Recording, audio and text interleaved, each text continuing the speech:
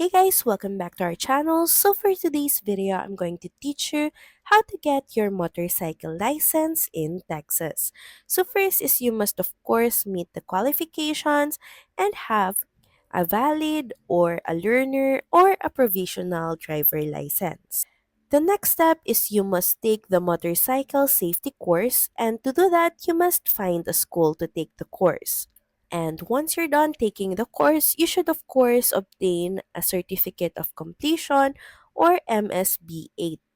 The next step is to gather all your documents. So here you can see the list of requirements in getting your motorcycle license.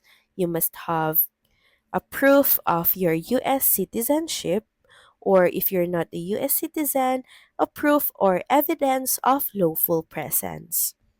And of course, your Texas residency, proof of identity, social security number, evidence of Texas vehicle registration for each vehicle you own, proof of insurance, motorcycle safety course or the MSB8, and driver license application. But if you do not own a vehicle, you will then sign a statement affirming this.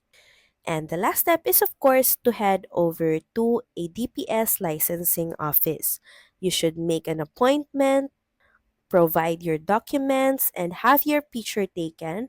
You must also pass the vision exam and, of course, pay for the application fee.